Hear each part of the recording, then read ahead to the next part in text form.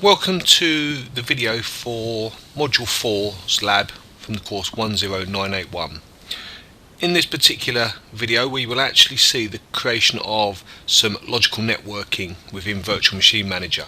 So the scenario is Adatum and Contoso are merging and we need to make sure that the networking is going to perform as expected.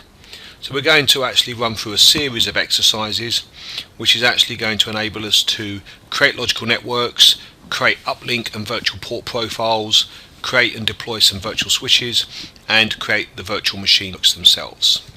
We're going to do this work with a mixture of PowerShell and Virtual Machine Manager console. So the first thing we're going to do is we're going to run a script. This script's actually going to go and create the logical networks for us, just to save us a lot of repetitive typing. And then we'll go into Virtual Machine Manager and we'll review what's actually been created. So we're just connected across to the domain controller that has all of our scripts sitting on it, and we're just going to run the create logical networks.ps1 script. So we will see this will go and create two logical networks for us. The networks listed in the screenshot there.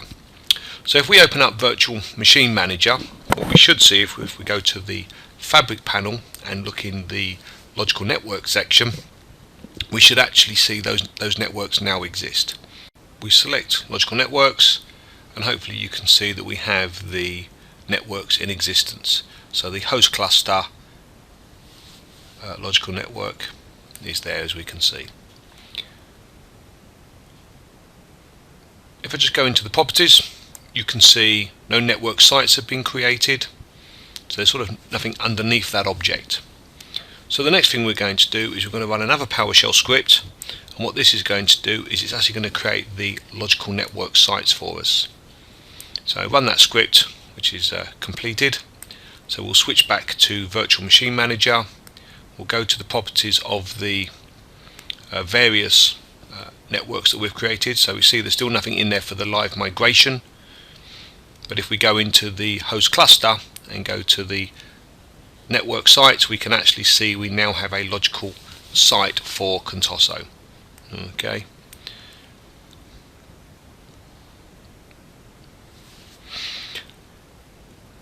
Also, if you wanted to create it manually, you can press the add button. You can specify the host group which you want to attach, which set of hosts you want to attach to this network. You can define the IP subnet and VLAN if necessary. So you put the IP address in with the subnet mask, and if you wanted to change the network site name, you can customize that down the bottom. So we will actually just go and make a small change to that. So that's created the sites against those network types. So again, just to reiterate, the logical network generally describes the usage of the network, and then the site describes the physical location that you would find that network in. So the next thing that we need to do is actually go off and create some IP address pools. So we're actually going to use another script here which is going to go and create us an IP address pool, and we can see the pool range that's actually going to be created and where that's going to be bound to in terms of the Virtual Machine Manager configuration. And where now we can see quite clearly underneath the host cluster section we have that IP address pool having been created successfully. So let's go and do that graphically as well.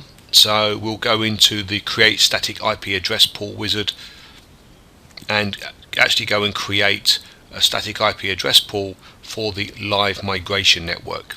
So we'll give the object obviously a name. It's quite important with these names to try and be as descriptive, or as it just becomes very hard to track what's going on. It already selected the subnet. Obviously that information's come from the site information, so we can now go and define effectively the address range, so the start and finish addresses, any exclusions, and then default gateway, setting addresses, those sorts of things. So these become a set of addresses that DHCP can allocate to physical computers and virtual machines, subject to what you want to use them for. So we've defined our logical networks, network use, we've defined our sites, okay, we've also created IP address pools. So the last thing we're going to do is that new configuration we've defined, we're going to connect to an uplink port profile. So specifically those new logical networks, we're now going to connect to a port profile that already exists. So remember, uplink port profiles predominantly define configuration around network card teaming, so how is the load balancing going to work and so on. So hopefully if we go and look at that port profile, we should hopefully be able to see in here that those network sites that we've just created have all been bound, and those logical networks have been bound to the uplink port profile. So that should also mean that uplink port profile would be inside a logical switch, and the logical switch would have now configured those hosts with those additional settings. So just to demonstrate, we're actually going to go and create some Hyper-V port profiles. So we're actually going to go and create a port profile for the host cluster. This is going to be a virtual port profile. So what this is going to allow us to do is one of two things. It's either going to allow us to create additional logical adapters or virtual adapters on a physical host, or they can actually be bound and used for configuration of virtual machines. So we're using these just purely to go and control elements like bandwidth settings, so quality of service. So it allows us, especially in a converged data center environment, to make sure that not any individual machine can overconsume all the network or any individual activity. You can then actually start with port classification. So port classifications are all about giving a very simple explanation about what a profile is going to do. So often people like to use precious metal models or technically descriptive models about storage or network capacity.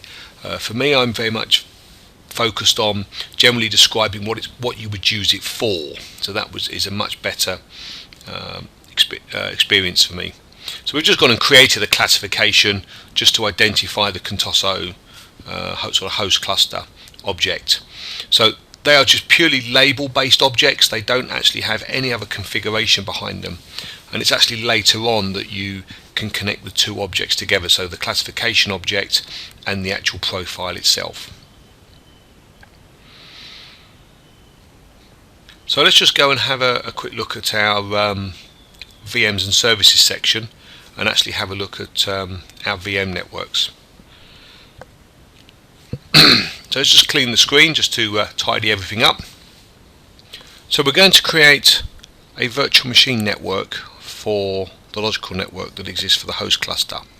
So we'll do the $logical network equals get SC logical network. So we need to get some identity information about the logical network we care about. So just with the one parameter minus name and then the name of the logical network, so ln-host cluster.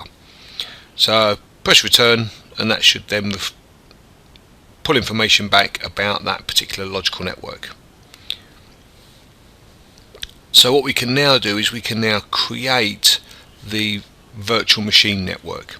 So new SC VM network. We can specify the name that we'd like the virtual network to have. So we're going to call the virtual network VMN-host cluster. You can then specify the logical network that virtual network is going to be bound to, so minus logical network, and then we'll take the variable that we just created, $logical network, and then we get to specify the isolation type. So this defines if you're going to be doing IP address virtualization. So we're not going to be doing any of that. So effectively what we're saying is if we put any virtual machine on this network, it will be as if it's on the same physical network as the adapters that are plugged into it.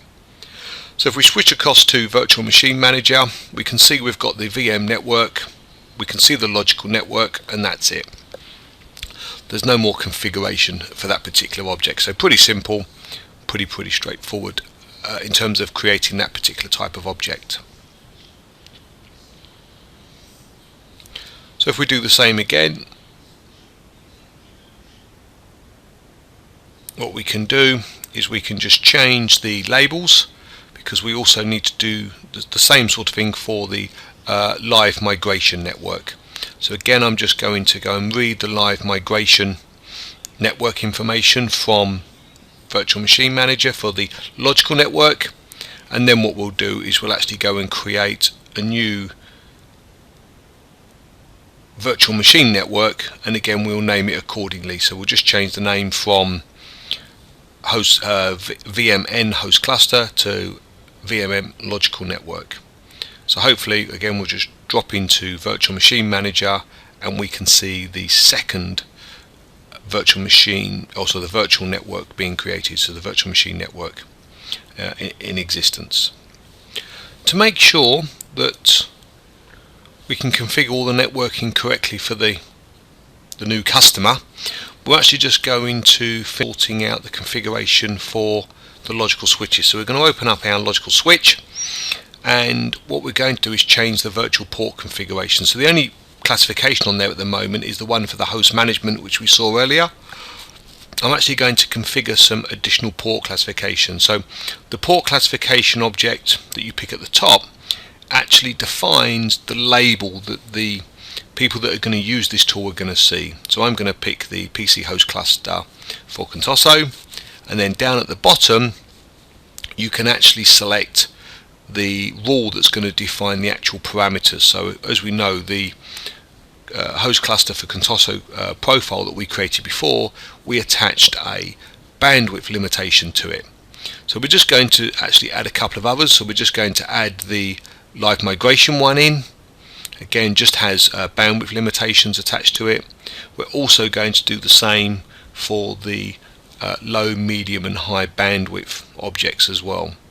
So these will all become resources that will become available later on as we carry on building our environment. When people define network connections, they'll be able to select the correct type of profile for that network connection depending on what the workload's going to be. So hopefully we'll just finish setting those. Okay, we're now going to set the medium bandwidth profile as the default, so if users don't select something or administrators don't select something in the interface, medium will be in the box by default. So that's now actually updated the configuration of the logical switch. If we actually go across to the fabric section, go into the hosts, go into the properties of one of the hosts, if we come down to the virtual switches, we can actually see on host 1 I've got my logical switch, okay, and I've got the binding which actually binds it to the new to the network adapter. So what I'm actually going to do here is I'm going to create virtual NICs across the physical adapter. So this allows me to actually control bandwidth allocation, what IP addresses objects are going to get. So I'm actually creating a virtual NIC across the physical NIC for the purpose of clustering. I've selected the correct port profile which is going to apply the bandwidth settings, and then I can select the IP pool. So that adapter is going to get an IP address from that particular IP pool. Okay, we just need to make sure the MAC address is set to static and we're okay there. So having done that, we can then go and add a second. So this is actually going to represent the live migration. So we're going to create a virtual adapter on the physical host for the purpose of live migration. Okay, so again we're going to change the VM network it's going to be connected to. We're then going to again change the port profile. So we're actually going to specify a port profile of live migration. So again that will have the corresponding bandwidth allocation, and this will also allow us to pick an IP address effectively from the subnet specifically allocated for live migration. So before we press OK, we'll just go and have a look at the current network configuration on one of the hosts. So on this host here we can see we've got effectively the two physical adapters. We can ignore the one that says classroom, and we've got the current switch configuration. So I'm just going to save that and press OK, and what we should see as we process the job, we will now get new adapters created. So these virtual Ethernet adapters will actually get bound to the same physical adapter, so the one that's labelled as crossover net, but these will actually have different bandwidth settings and what have you based on the port profile. If we come along and actually have a look at the duration of the adapters, we can sort of see that it's got the standard binding settings. If I go into the details, you can see the IP address information, and that IP address information has come from the relevant pools inside Virtual Machine Manager. So Virtual Machine Manager has allocated those IP addresses. So we've made that configuration change to host 1, and hopefully we should see the job finished successfully. So we can see it's bound those adapters, those logical networks, so they're all available now for consumption. So we'd need to make the same change effectively on host 2 to have the same experience. So we go across to host 2, and we're going to make exactly the same changes on host 2. So we're going to add the networks, name them the same, and actually set all the same values up. So we'll just press OK, which will go and apply those network settings to LUN host 2, the same as they've been applied to LUN host 1. We're now just going to set up the network infrastructure so that if we wanted to, we could actually run with network virtualization. So generally when we talk about network virtualization, we talk about having a provider address, which is the IP addressing for the physical network, and a customer address, which is the network address the virtual machines are going to have. So we'll go and create a new logical network to start with, which we'll imaginatively call ln-provider addresses, and enable network virtualization. So again, as before, because it does need to have a set of IP addresses, we will define the IP address scheme that's going to be used on the physical networking element. So we're going to use a 172 set of addresses here. So we'll just enter the IP address scheme, and we'll just go and name the network. So we'll just press the next button, having corrected the name. Oh, I made a typing mistake on the subnet, missed the dot out, so just quickly put that in. So that will hopefully go and create our logical network. So we now have our new logical network.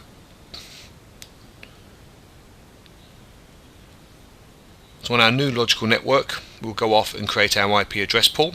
So this is the IP addresses that can be given to the underlying network for any devices that we choose to provision onto that network. So we'll just give it a magic name of IPP for IP address pool, provider address, Contoso, and obviously VLAN 0 using network virtualization, so no need for VLANing. We'll then obviously just take the defaults for the wizard in terms of IP address range and default gateway and so on. We won't worry with any of those values. We'll now move across to the VMs and services panel, and that will actually allow us to then configure the IP address schemes that we're actually going to give to the virtual machines that we might choose to provision onto this network. So we'll hit the create VM network. We'll give the virtual machine network a name, so VMN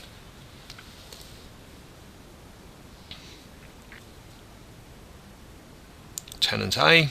Make sure that the logical network is set correctly, so obviously the LM provider addresses. We'll then make sure that we set the correct isolation type, so IP version 4. We'll then specify the subnet that the virtual machines can sit on. One thing to bear in mind when you build virtual machine networks, if you choose to add multiple subnets here, the Microsoft Network Virtualization Engine will automatically route between all of the subnets. You won't actually have to create any gateways or anything along those lines to support routing across them. We don't have a gateway defined, so we'll just skip over that. So we now have our new virtual machine network. So that concludes this video. So we looked at configuring all the virtual networking inside Virtual Machine Manager, everything from creating the logical networks, the sites and the IP address pools, even to starting up network virtualization.